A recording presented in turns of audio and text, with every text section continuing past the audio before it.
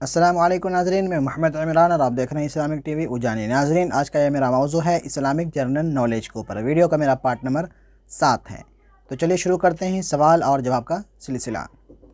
سوال ہے، جنگ بدر میں کتنے کافر مارے گئے اور کتنے گرفتار ہوئے؟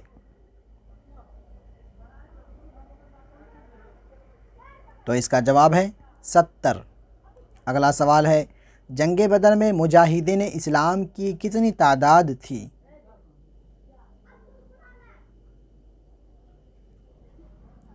تو اس کا جواب ہے 313۔ اگلا سوال ہے، جنگ بدر میں کافروں کی کل تعداد کتنی تھی؟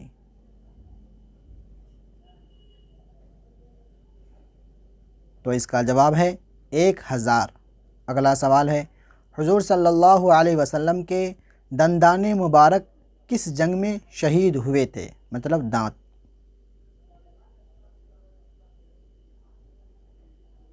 تو اس کا جواب ہے جنگ احد میں۔ اگلا سوال ہے، حضور صلی اللہ علیہ وسلم کے چچا حضرت امیر حمزہ کس جنگ میں شہید ہوئے تھے؟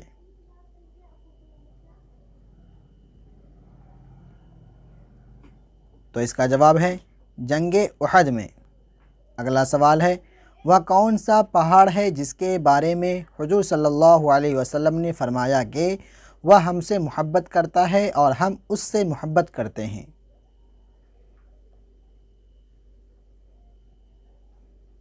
تو اس کا جواب ہے احد پہاڑ۔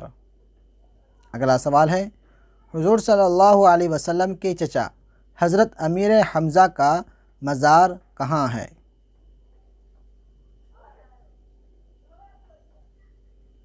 تو اس کا جواب ہے احد پہاڑ کے دامن میں۔ اگلا سوال ہے، تیمم کا حکم کس غزوہ میں نازل ہوا؟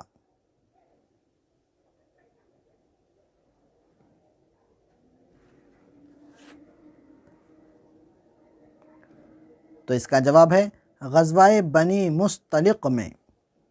اگلا سوال ہے، تاریخ اسلام کی مشہور صلح حدیبیہ کس سن ہجری میں ہوئی؟ تو اس کا جواب ہے سن 6 ہجری میں۔ اگلا سوال ہے، قرآن مجید میں کس صلح کو فتح مبین کھلی ہوئی فتح کہا گیا ہے؟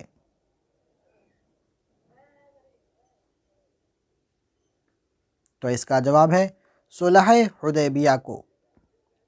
اگلا سوال ہے، صلح حدیبیہ کے موقع پر ببول کے درخت کے نیچے صحابہ کرام نے وفاداری اور جانثاری کا عہد کرتے ہوئے حضور صلی اللہ علیہ وسلم سے جو بیعت فرمائی تھی اسے کیا کہا جاتا ہے؟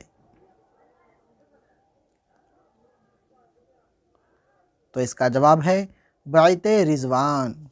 اگلا سوال ہے، حضور صلی اللہ علیہ وسلم نے مکہ کو کس سن ہجری میں فتح کیا؟ تو اس کا جواب ہے سن 8 ہجری میں۔